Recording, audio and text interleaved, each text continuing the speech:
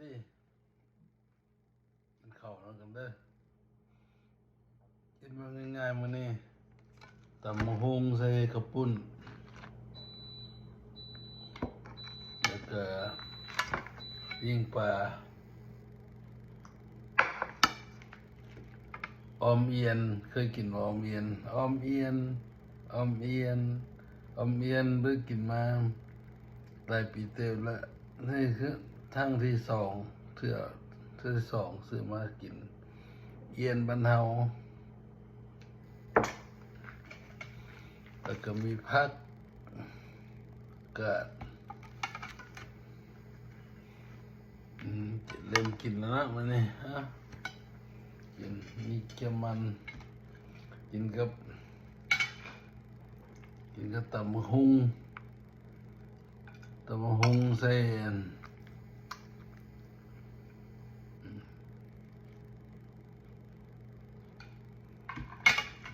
แซ่บไปแซ่บพี่น้องเนื้อตำมะฮุง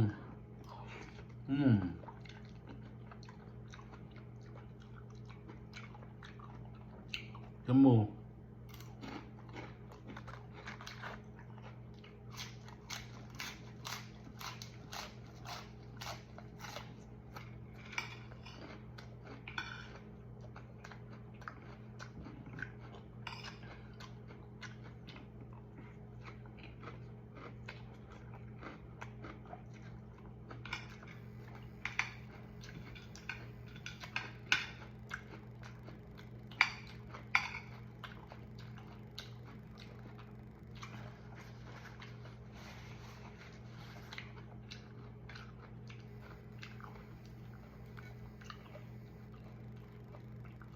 แต่มือเอาปลา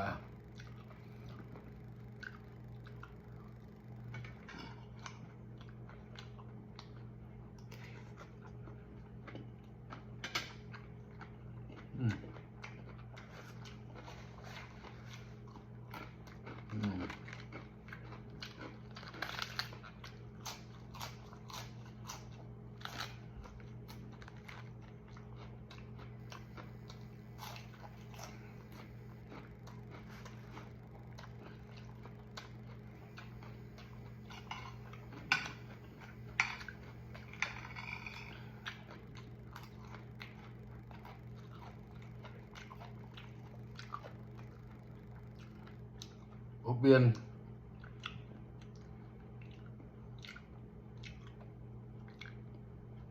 เอียน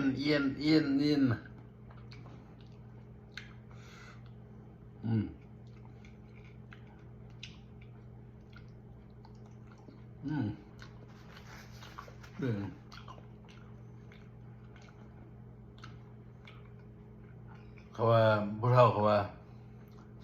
ยอดสิ้นมันหมายอดป่ามันเอียนมาสิ้นเอียนนี่แซ่บนะเดี๋ยวก็สิป่า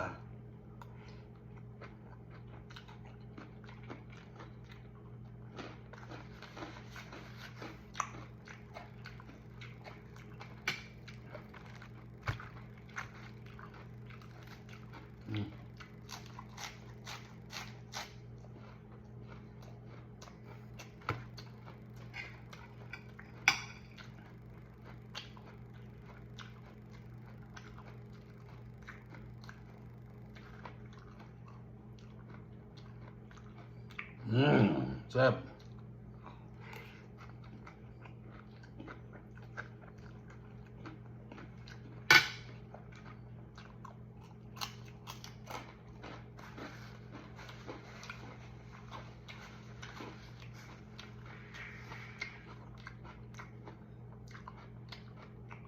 กันข้างคก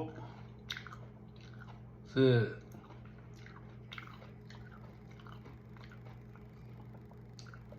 เฮ็ดเองทำเองกินเองแซ่บว่ะตำมะฮุงใส่ข้าวปุ้น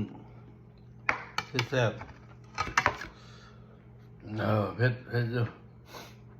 เอาไว้เจอกันคลิปหน้าแล้วบาย